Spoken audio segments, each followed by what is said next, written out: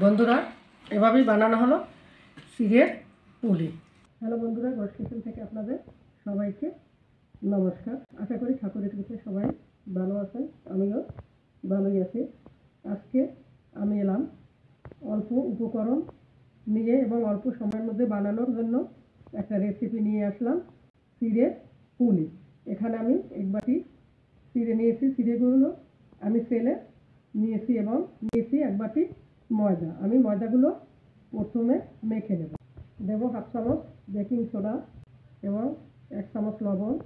এখন আমি 2-3 চামচের মতন তেল দিয়ে মেখে নেব।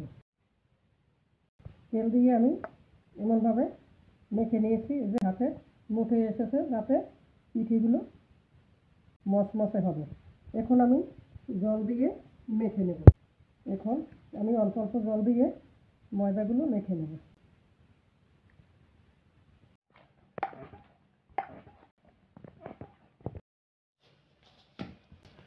আমি ময়দাগুলো এভাবে মেখে নিয়েছি। এখন আমি 20 মিনিট এভাবে রেখে দেব।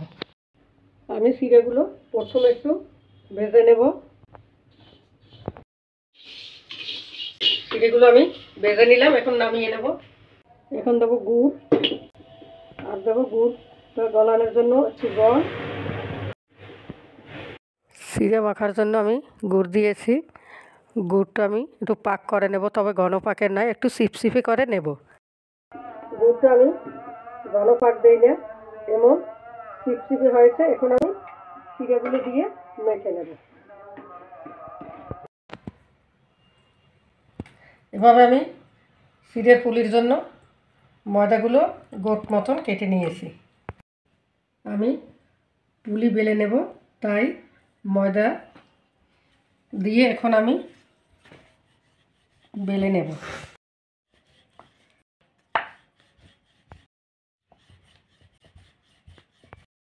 এমন বেলে নিয়েছি। এখন আমি চিড়ে দিয়ে দেব।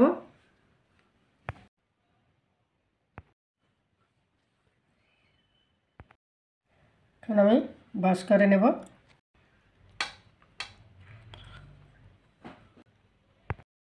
এরপরে আমি ধার মেরে দেব।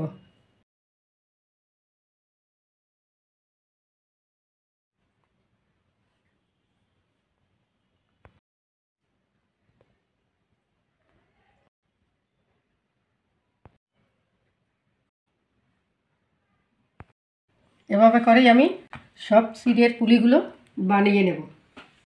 চিড়ে পুলি বানানো হয়েছে, আর এদিকে আমি তেল গরমে দিয়েছি। তেলও গরম হয়েছে, তেলটা আমি হালকা গরম করে নিয়েছি। এখন আমি পুলিগুলো ছেড়ে দেব।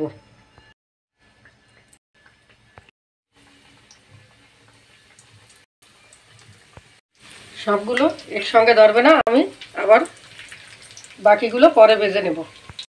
পুলির এক পিঠ ভাজা হয়েছে, আমি আরেক পিঠ উল্টে দেব।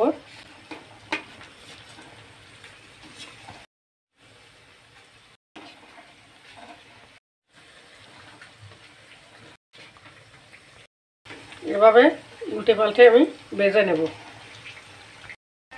পুলিগুলো ভাজা হয়েছে, এখন আমি তুলে নেব। এখন বাকি পুলিগুলো আমি এভাবেই উল্টে পাল্টে করে ভেজে নেব।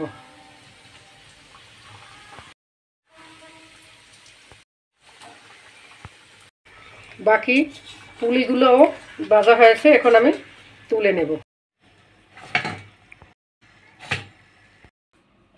বন্ধুরা, এভাবেই বানানো হলো চিড়ের পুলি।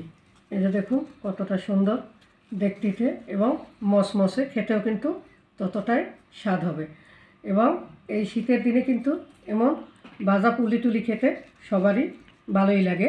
তবে এভাবে আপনারা একবার বানিয়ে দেখবেন। চ্যানেলটিকে সাবস্ক্রাইব করবেন, লাইক কমেন্ট শেয়ার করবেন। নমস্কার।